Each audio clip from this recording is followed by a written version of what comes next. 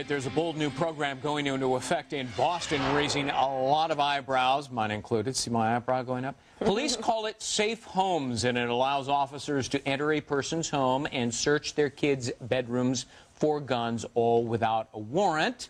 Parents are free to turn down these searches, assuming they understand that clearly. Critics say this is a violation of the Constitution, but the Boston Police Department says, hey, we're just trying to make our streets safer. We're not really trying to arrest people. Yeah. Our legal panel here now, law professor at Pepperdine University out in beautiful California, Matthew Rosengart, and former Westchester County prosecutor and Fox News legal analyst, Jeanine Pirro, joins us.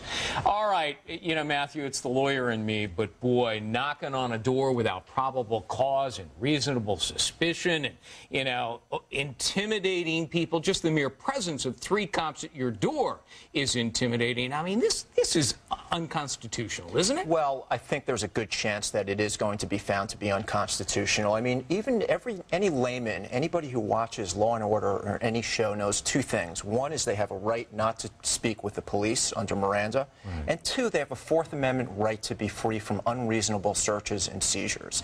This program is clearly an effort to end-run the Constitution, and even if the police play by the book and try to get consent for a search, because there are circumstances, of course, where warrants are not necessary, it's clear that this is ripe for abuse. People will undoubtedly be intimidated.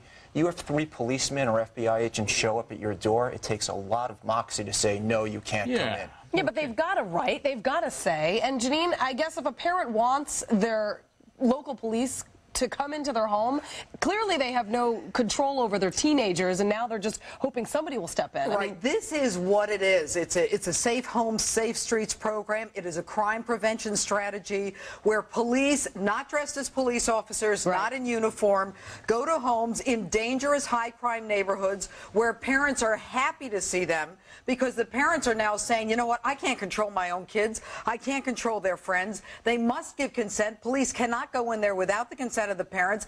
And, by the way, they've agreed not to prosecute any of these kids. When I was the DA, one of the things I did was buy back guns from kids. No questions asked. I gave them CDs. I gave them money. I gave them sneakers. We've got to get guns off the street. Yeah, and you know what? This is smart policing. There's a bunch of caveats here, Matthew, and one of them is they will prosecute if they find a gun that's connected to a crime. but they're not supposed to go into homes if it's connected with a crime. They've already What said they will happens? But if they find a gun that's in a home that's connected to a crime, then they're going to prosecute. If they find a gun, sure. But think about it from the police officer's perspective. What happens if they go in and they find a bag of crack cocaine? What if they find They've marijuana? already said what they're about not the going 4th to Amendment? take it. Well, no, it depends how much. Here's the bottom line. They said we're not going to take small amounts. We What's know a small that amount? Tell me what a small amount is. They have talked about an 10 ounce grams, of marijuana. 15 grams? They talked about an ounce. They've got their own guidelines. What about half an ounce? And here's the bottom line. Is it okay for them They're not to seize half an ounce? They're not looking for drugs. They are looking for guns. Is it okay for them not to seize half an ounce? People are being killed every day. We are the most violent country in the Western world.